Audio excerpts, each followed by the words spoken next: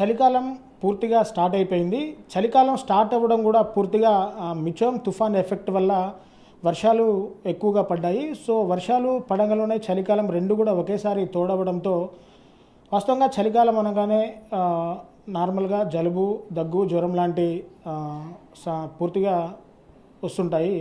అయితే అసలు ఈ చలికాలంలో వచ్చే జలుబు, దగ్గు, జ్వరాలకి ఎటువంటి జాగ్రత్తలు తీసుకోవాలి? ఈ చలికాలంలో ఈ జలుబు, దగ్గు, జ్వరం వచ్చిన తర్వాత వాటిని ఎలా తగ్గించుకోవాలి? అసలు పూర్తిగా అవి రాకుండా ఉండాలంటే ఎలాంటి నియమాలు పాటించాలి అనే అంశం మీద ప్రస్తుతం మన దగ్గర doctor Ranjith Ravella MBBS MD మనకు అందుబాటులో ఉన్నారు. మనం సార్ని అడిగి అసలు ఎలా రాకుండా ఉండాలంటే ఏం చేయాలి, వచ్చిన తర్వాత ఎలాంటి వైద్యం అందించాలి అనేది సార్ మాటల్లో మనం పూర్తిగా సార్ మాటల్లో తెలుసుకుందాం. సో సార్ నమస్తే, వెల్కమ్ టు ఆర్టీవీ. సార్ పూర్తిగా వింటర్ సీజన్ పూర్తిగా స్టార్ట్ అయిపోయింది. సో వింటర్ అనగానే సమస్య చిన్నపిల్లల దగ్గర నుంచి వృద్ధుల వరకు కూడా జలుబు, జ్వరం, దగ్గు ఇది కామన్ అయిపోతుంది. అంటే లైక్ పొడి దగ్గు కావచ్చు, తడి దగ్గు కావచ్చు. జలుబు ఎక్కువగా చేయడం వల్ల ఒక్కోసారి శ్వాసకోశ సంబంధ వ్యాధులకు కూడా దారితీసే అవకాశాలు ఉన్నాయి. సో ఈ చలికాలంలో చిన్నపిల్లలు కానీ, యువకులు కానీ, వృద్ధులు కానీ అసలు ఎలాంటి జాగ్రత్తలు తీసుకోవాలి, రాకుండా ఎలాంటి జాగ్రత్తలు తీసుకోవాలి, వచ్చిన తర్వాత దానికి ఎలా ప్రివెంట్ చేసుకోవాలి, వైద్య చికిత్సల ఎలా అందిస్తారు sir? So first of all నేను డాక్టర్ రంజిత్ రావెళ్ళ అండి, currently practicing at KIMS hospital Khammam. Okay, so ఇవాళ మనం డిస్కస్ చేసుకోవాల్సింది వింటర్ సీజన్ స్పెసిఫిక్గా అసలు మనం ఏం కేర్ తీసుకోవాలి. సో మామూలుగా we'll take it into 2 parts అండి. ఆస్తమా ఉన్న పేషెంట్లు తీసుకోవాల్సిన జాగ్రత్తలు ఏంటి, జనరల్ పబ్లిక్ మీరు అన్నట్టు చిన్నపిల్లలు దగ్గు జలుబులు వస్తూ ఉంటాయి కదా, వాళ్ళు తీసుకోవాల్సిన జాగ్రత్తలు ఏంటి, రాకుండా ఉండాలంటే వాళ్ళు తీసుకోవాల్సిన జాగ్రత్తలు ఏంటి. So what will be discussing ఏంటంటే main thing winter care, personal care ఏంటి నార్మల్గా జనరల్ పాపులేషన్లో, అండ్ వింటర్ కేర్ ఇన్ ఆస్థమాటిక్స్లో ఎలా ఉంటుంది. So coming to the winter care in general పాపులేషన్లో మాట్లాడుకుంటే అండి, ఫస్ట్ మోస్ట్ ఇంపార్టెంట్ థింగ్ ఏంటంటే ఈ చలికాలంలో we have to hydrate our self well అనమాట. అంటే నీళ్ళు అనేది మంచిగా తీసుకుంటూ ఉండాలండి. అండ్ సార్ వాటర్ అంటే మరి చల్ల వాటరా ఏంటి అని అడుగుతూ ఉంటారు. So it is not cold water అండి, normally warm water or room temperature water is sufficient. So first important thing is hydration. ఎందుకంటే మనం మోస్ట్ ఆఫ్ ద టైం వేడిలో ఉంటాము, లేకపోతే గోరువెచ్చటి నీళ్ళు, లేకపోతే వేడి స్నానాలు చేస్తూ ఉంటాం, అండ్ విల్ ఫాస్ట్లీ డీహైడ్రేట్ అనమాట. So to hydrate our self first thing is hydration. So నీళ్లు మంచిగా తాగటం. Second most important thing is personal care అండి. మీరు చూస్తే స్నానం చేసి రాగానే స్కిన్ బాగా పగిలిపోతూ ఉంటుంది, డ్రై స్కిన్ అయిపోతూ ఉంటుంది. And it is also dependent on hour soap కూడా ఏం వాడుతున్నాం అనేది కూడా జాగ్రత్త చూసుకుంటూ ఉండాలి. So one thing is soap, మంచి సోప్ అయి ఉండాలి, ఆయిల్ కంటెంట్ ఉన్న సోప్స్ అయితే బెటరు. సెకండ్ థింగ్, హాట్ వాటర్తో స్నానం చేయడం కరెక్ట్ కాదండి. మనకు అలవాటు ఏంటంటే బాగా వేడిగా ఉన్న నీళ్లతో స్నానం చేస్తాం. ఇప్పుడు మనం గమనించాల్సింది ఏంటంటే మోర్ హాట్ వాటర్తో స్నానం చేస్తే స్కిన్ ఇంకా ఫాస్ట్గా పగులుతుంది. సో దట్ ద వాటర్ కొంచెం వామ్గా ఉండేటట్టు చూసుకుంటే బెటర్ అండి, సో దట్ స్కిన్ అంత తొందరగా పగలదు. So I'm starting from the day routine, అంటే పొద్దున్న లేచిన కాడ నుంచి మనం స్టార్ట్ చేసుకోవాల్సిన కేర్ గురించి చెప్పుకుంటూ వెళ్తున్నాం అనమాట. Second thing is so hot water కాకుండా వామ్ వాటర్ అయితే better. So this is what we are discussing. ఆ తర్వాత స్నానం చేసి వచ్చిన తర్వాత తీసుకోవాల్సింది. ఇప్పుడు స్కిన్ పగులుతూ ఉంటుందండి, మనం ఎంత జాగ్రత్తలు తీసుకున్నా, ఎంత వామ్ వాటర్తో తీసినా సరే, సోప్ ఎంత జాగ్రత్తగా వాడుకున్నా కానీ స్కిన్ బ్రేక్ డౌన్ అవుతూ ఉంటుంది. ఎందుకంటే కొంతమందికి చాలా డ్రై స్కిన్ ఉంటుంది అనమాట. వీళ్ళు ఏంటంటే యూజువల్లీ లోషన్స్ వాడుకోవటం బెటర్. అంటే సార్ ఒక్క నిమిషం, అంటే మీరు ఇప్పుడు చెప్పారు పూర్తిగా చలికాలంలో ఎక్కువ మంది వేడి నీటిని అంటే బాగా నీళ్ళని మరగబెట్టి ఎక్కువగా, అంటే చలి బాగా ఎక్కువగా ఉంది, చలి స్నానం చేయలేకపోతున్నాను, వేడి నీళ్ళు అయితే బాగుంటుందని చెప్పేసి చాలామంది వృద్ధులు కానీ, అంటే నడి వయస్కులు కానీ, చిన్నపిల్లలకి యాజ్ యూజువల్గా ఆ వేడి నీళ్ళతో చేస్తారు. సో వీళ్ళ ఒంటి మీద వేడి నీళ్ళు పడగలన, అంటే వీళ్ళు కొంత చలి నుంచి కొంత ఉపశమనం దొరుకుతుంది అనుకుంటారు తప్ప తర్వాత వాళ్ళకి వచ్చే సమస్యల గురించి తెలియదు. అంటే మీరు చెప్పారు చర్మం పూర్తిగా కూడా వేడి నీళ్ళు ఒంటి మీద పడంగానే చర్మం పూర్తిగా పొడిబారిపోతుంది. అంటే చలికాలంలో చర్మం పొడిబారకుండా చూసుకోవాలి. అసలు ఈ వేడి నీళ్ళు స్నానం అనేది ఒక్కసారి పూర్తిగా ఎక్స్ప్లెయిన్ చేయండి. వేడి నీళ్ళు స్నానం వల్ల జరిగే అసలు లాభమా నష్టమా ఒకసారి క్లియర్గా చెప్పండి. సో వేడి నీళ్ళు స్నానం చేయాల్సిందేనండి. ఈ చలికాలంలో చన్నీళ్ళతో స్నానం చేయమంటే ఇట్ ఈస్ నాట్ పాసిబుల్. అది ఎవరు రికమెండ్ చేయరు, అండ్ నేను కూడా అలా చేయలేమన్నమాట. ఐఎమ్ సేయింగ్ బాగా వేడిగా ఉన్న నీళ్ళు చేయొద్దని చెప్తున్నానండి. It is warm water is sufficient అనమాట. అంటే మన బాడీ టెంపరేచర్కి ఆల్మోస్ట్ ఈక్వల్గా ఉన్నా లేకపోతే కొంచెం గోరువెచ్చగా ఉన్నా సరిపోతుంది అనమాట. మరి బాగా వేడిగా ఉన్న నీళ్ళతో స్నానం చేయటం వల్ల స్కిన్ పగులుతుంది అనమాట. స్కిన్ పగలటం వల్ల మనకి స్కిన్ ఇన్ఫెక్షన్స్ వచ్చే ఛాన్సెస్ వింటర్ సీజన్స్లో పెరుగుతాయి అనమాట. సో ఫస్ట్ ఇంపార్టెంట్ రొటీన్ మనం డైలీ పొద్దున్న లేవగానే తీసుకోవాల్సిన జాగ్రత్త వామ్ వాటర్తో స్నానం చేయటం ఈజ్ అడ్వైజబుల్ అండి. This is the first important thing అనమాట. Coming to the second thing, మనం ఎంత జాగ్రత్త తీసుకున్నా బ్రేక్ అయిపోతుంది కాబట్టి డ్రై స్కిన్, కొంతమంది స్కిన్ టైప్స్ అలా ఉంటాయి కాబట్టి, సో డ్రైగా ఉన్న వాళ్ళు మాత్రం కోల్డ్ క్రీమ్స్ వాడుకోవాల్సిందేనండి. కొంతమంది సార్ కొబ్బరి నూనె వాడుకుంటామంటారు. ఇట్ ఈస్ ఫైన్, ఏది వాడినా సరే మన స్కిన్ బ్రేక్ అవ్వకుండా చూసుకోవటం ఇంపార్టెంట్ అనమాట. పొడి బారకుండా చూసుకోవటం ఇంపార్టెంట్.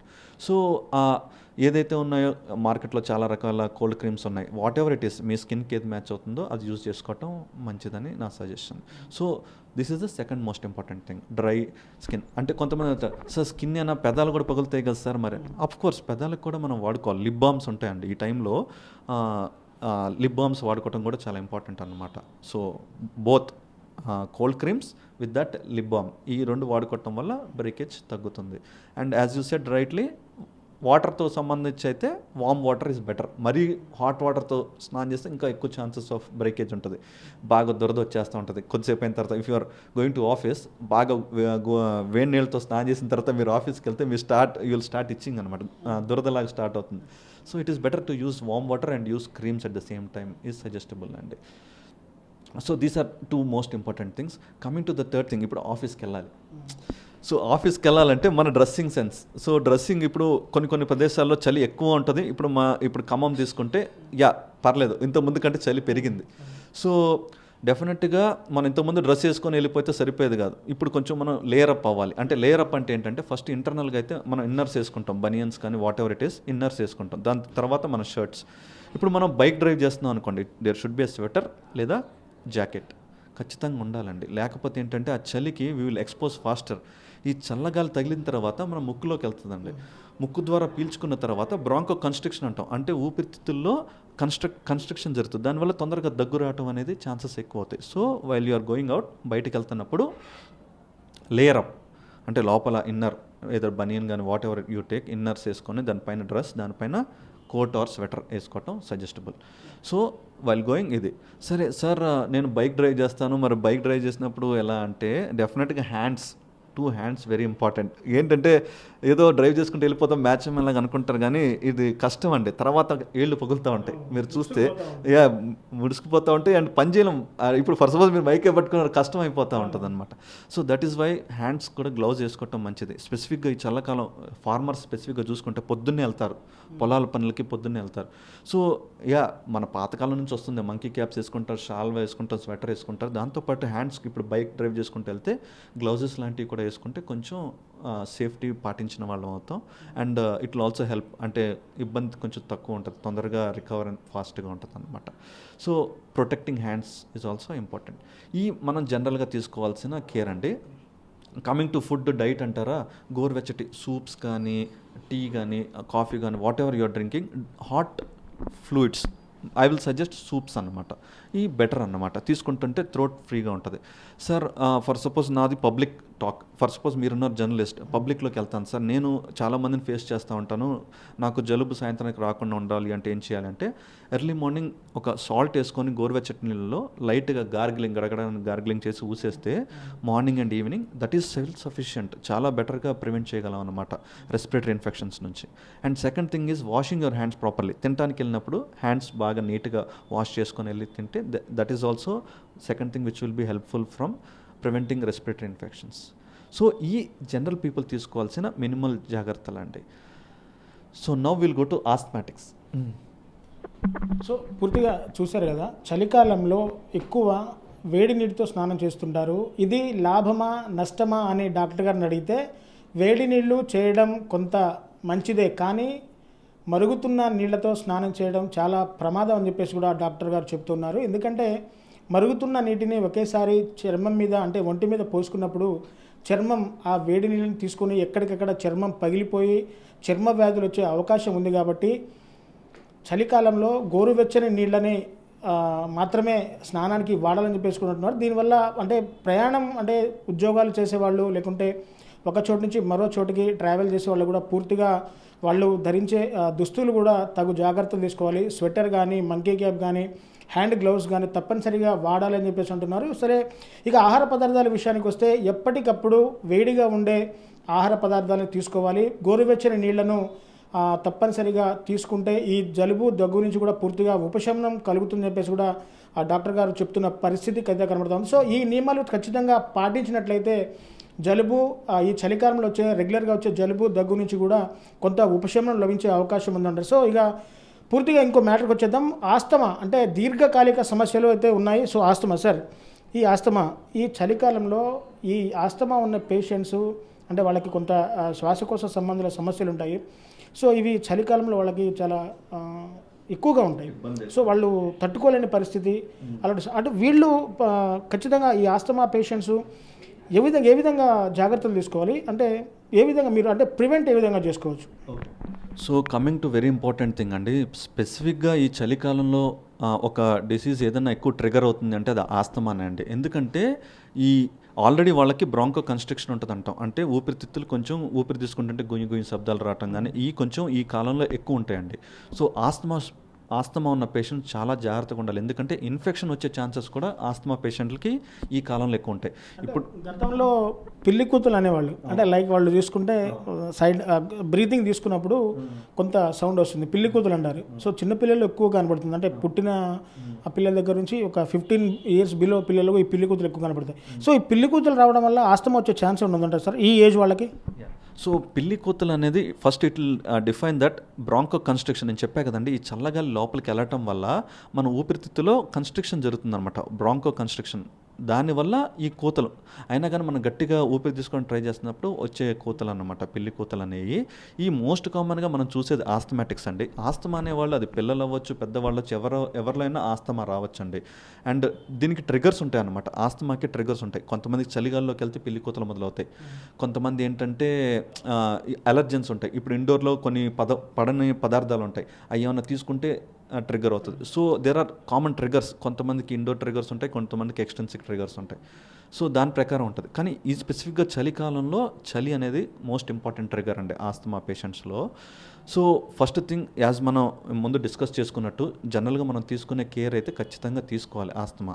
అండ్ మీరు అన్నారు కదా పిల్లల్లో అనేసి, పిల్లల్లో మోస్ట్ కామన్గా ఇంట్రెన్సిక్ అంటాం, చిన్నప్పటి నుంచి స్టార్ట్ అయిపోతుంది అనమాట పిల్లి కూతలు. ఆస్థమాటికే ఉండుంటారు, వాళ్ళకి ఖచ్చితంగా ఇన్హేలర్ హ్యాండీగా ఉండాలండి. ఈవెన్ పెద్దవాళ్ళలో కూడా ఆస్థమాటిక్స్ అంటే ఈ చలికాలంలో ఇన్హేలర్ అనేది ఖచ్చితంగా దగ్గర ఉండాలి ఎప్పుడైనా సరే.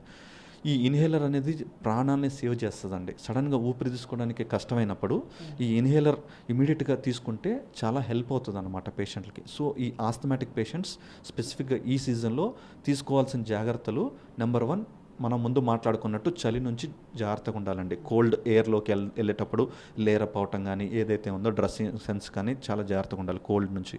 సెకండ్ థింగ్, కోల్డ్ ఐటమ్స్ తీసుకోకూడదండి. అది ఫ్రిడ్జ్లో ఉన్న పెరుగు అవ్వచ్చు, లేదా బయట నుంచి వచ్చే కూల్ డ్రింక్ అవ్వచ్చు, లేదా వాటర్ అవ్వచ్చు, what ever it is, cold items I think it is better to prevent అనమాట. యాజ్ మనం మాట్లాడుకున్నప్పుడు వామ్ సూప్స్ అయితే ఏదైతే బెటర్ అంటున్నాం, వామ్ వాటర్ బెటర్ అంటున్నాం, అవి తీసుకోవటం బెటర్ యాజ్ ఏ ట్రిగర్ అనమాట. Third thing, indoor allergens.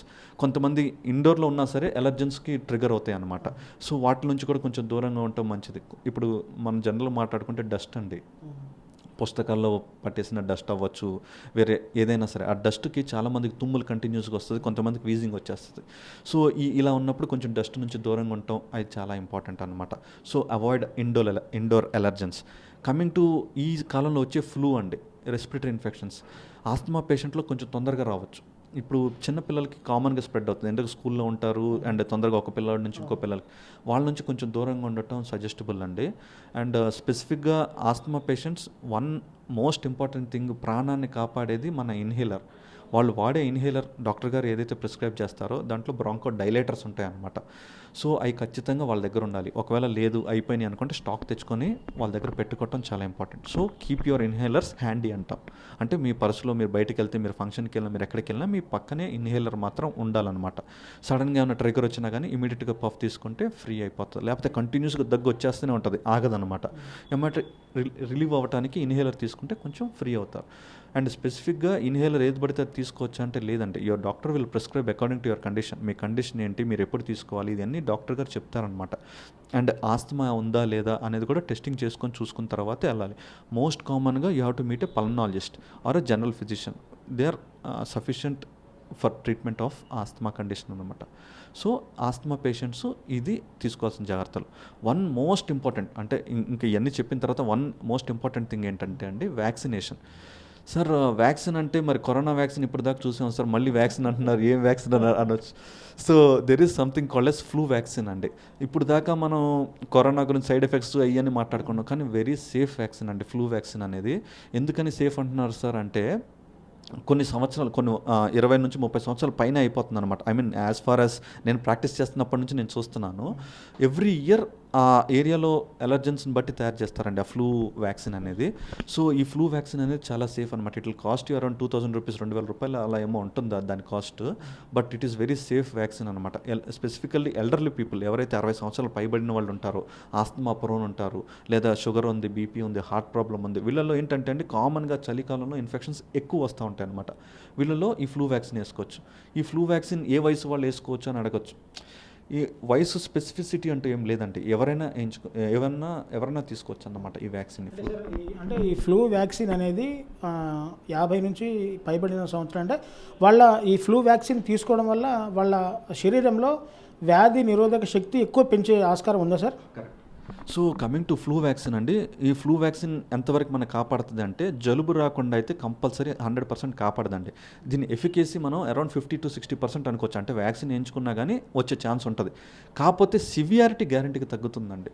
ఇప్పుడు ఫారిన్ కంట్రీస్లో ఏంటంటే వాళ్ళు కంపల్సరీ అంటారు, అది ఫ్లూ వ్యాక్సిన్ 60 ఏళ్ళు పైబడి కోమార్బిడిటీస్ అంటే డయాబెటీస్, హైపర్ టెన్షన్ ఉన్న వాళ్ళు కంపల్సరీ అని చెప్తారు.